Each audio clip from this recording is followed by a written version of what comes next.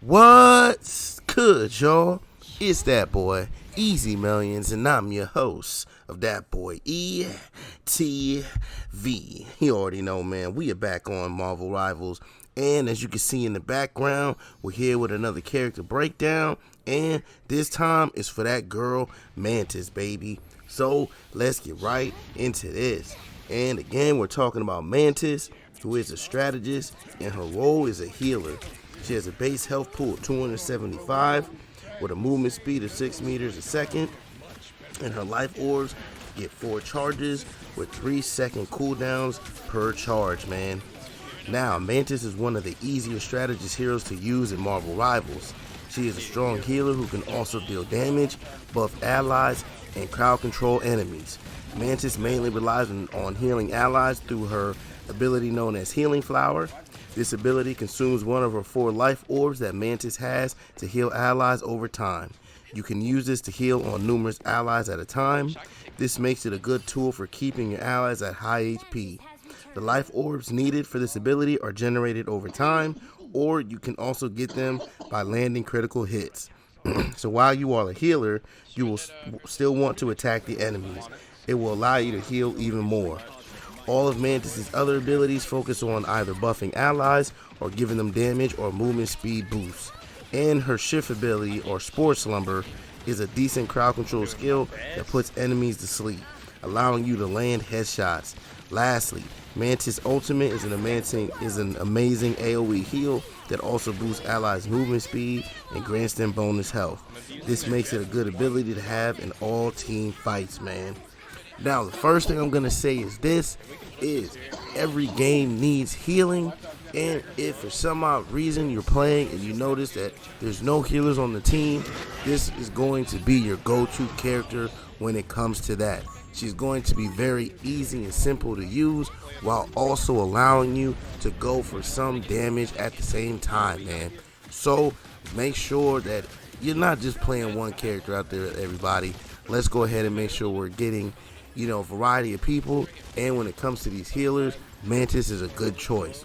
Now first, let's get into her normal attack, and that's going to be called Life Energy Blast, and with this you find Energy Thorn and regain 1 life orb after a critical hit. This is a single cast projectile with a delayed impact. It does 50 damage per round. It moves at 150 meters a second. There's no damage fall off. The fire rate is 2.5 rounds per second. The ammo count is 20. The critical hit is yes. And the critical hit generates 1 life orb, man. Now with this, as you can see, it has a pretty good fire speed. And it's going to take you about 6 standard shots to kill around your 275, 250 heroes. And when you enhance it, it will actually take 5 shots instead of the normal 6. So just know that you can enhance it and shorten your distance there in order to go ahead and get yourself faster kills. Now her normal attack, in my opinion, is pretty good. It's basically one of those attacks where you just hold down the right trigger and just pretty much track enemies. Just go ahead and keep firing your attacks into crowds of enemies and just aim up a little higher than normal so you can try to aim for them headshots. Ultimately, at the end of the day, her normal attack is very simple to use. So again, if you are on the team and you see healers, she's a go-to. But let's go ahead and get into these abilities, man. And the first one we're going to talk about is going to be called Spore Slumber. And with this, you throw a spore to sedate the nearest enemy. It's a single cast projectile with a delayed impact that also generates a spill fail. It does 10 damage, and it does a 3-meter spherical radius. The sedation duration is 3.5 seconds, and a Mantis illusion will manifest beside the sedated heroes. Allies can attack this illusion to awaken the affected hero. The illusion health is 100, and the cooldown is 15 seconds, man.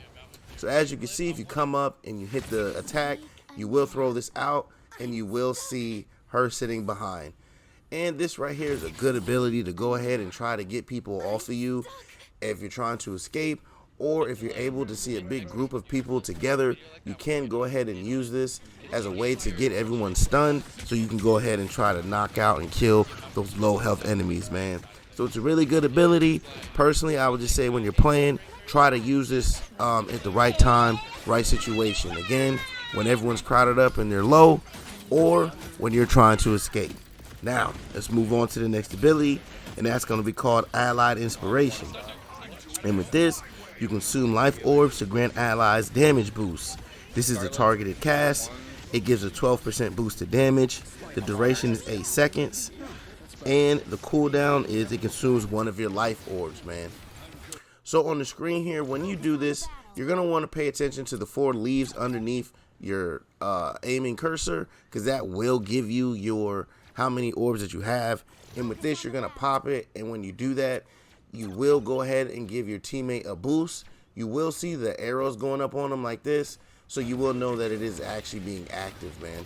So just go ahead and make sure that you're doing this. Now with the Allied Inspiration, my personal, in my opinion, my advice to you with this one is you want to use this when like your tanks are pushing forward or some of your teammates are starting to push forward. You definitely want to give them that Allied Inspiration then, or maybe an initial push. But you want to be careful giving out damage boosts, because you also want to make sure you save your orbs, because you also have to use them in order to heal your teammates. So with that, want to make sure that we're managing our life orbs as a whole. Now, let's go into the next ability here, which is going to be called Natural Anger. And with this, you consume life orbs to grant herself a damage boost. This is an instant cast, and you give yourself 12% damage boost that lasts for 8 seconds, and you consume 1 life orb. And with this, as you can see, when you pop it, you will get a little boost, and you'll see the same up arrows showing that you have the damage increase. And basically, like I said earlier, it basically takes your standard attack from being a 6-hit attack to basically a 5-hit attack. So it does give you a nice little boost there. Nothing too special, but just make sure with this, again, you're managing your life orbs, because remember, you want to be able to have enough on deck to be able to do other things, as well as giving your teammates damage, managing your own damage, and going into the last ability, which is called Healing Flower. This consumes life orbs to grant allies healing over time. This is the targeted cast, and with this, the Healing Flower provides 2 types of healing effects: the one-time healing and a healing over time. The one-time healing amount is going to be 55. The healing over time amount is going to be 20 health every second. The duration is going to be for 8 seconds, and this is going to consume 1 life orb, man. So with this, when you're looking at your teammates and you hit the ability, you will go ahead and start to hit them with a heal, and you will see them go ahead and light up with the green light around them to show that they are healing, and they will heal over time. And as you see, you get the initial heal, and then they heal over time there. Now, the Healing Flower here is going to be the main healing tool for you. And basically with this, whenever you're playing and you see that a teammate is low, you just want to go ahead and aim over them and hit the ability. You want to make sure you're paying attention to as many allies as possible. This way you can keep everyone as healthy as possible. But you also want to make sure that you're telling your teammates not to go too far, because there is a range on this, so you can't just be looking across the map and heal somebody, okay? That's not possible. But you can move up with your front lines, or when they push forward, you can move up with them to help keep them healthy and be a pocket healer for a second. But you can also be a back line and be basically the medic for the entire team, man. Now, with this, we're going to go ahead and talk about her passive ability, which is going to be called Nature's Favor. And with this, you receive a movement boost when not injured, and you get healing over time when consuming life orbs. The time required to leave combat is going to be 3 seconds. The out of combat movement speed is going to be 8.5 meters a second. And with this, you're going to consume a life orb to receive healing over time. The healing amount is going to be 12.5 per second, and the duration will be 8 seconds, man. So as you can see, when you are at full health, you will get a movement speed, and you will be able to tell by the wind falling behind her, and you will also acquire healing over time. And with the healing over time, you will get that after you're out of combat, in order to go ahead and get yourself healed up. She does have a good passive. Both of these are really good passives. The movement speed's really good because it is her only really movement ability. So try to make sure you're as healthy as possible at all times, and you can get in and out of fights quickly so that you can take advantage of this passive as much as possible, man.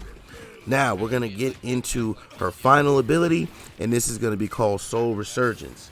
And with this, you release energy around her while moving, providing healing over time and movement boost for surrounding allies.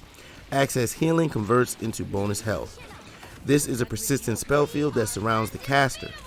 It does 150 health. The caster and ally one-time healing amount is going to be 200. The movement boost is going to be 3 meters a second. The excess healing / bonus health conversion is going to be 70%. The excess healing / max health conversion is going to be 100%. The range is 15 meters in a spherical radius. The duration is 8 seconds. And the energy cost is 3,700, man. And with this, when you pop it, you will see a circle come up, a big green circle come up. And while in this, you will instantly heal any teammates near you while also providing healing over time and the movement boost, man. Now with this ult right here can change the tide of any fight at any time.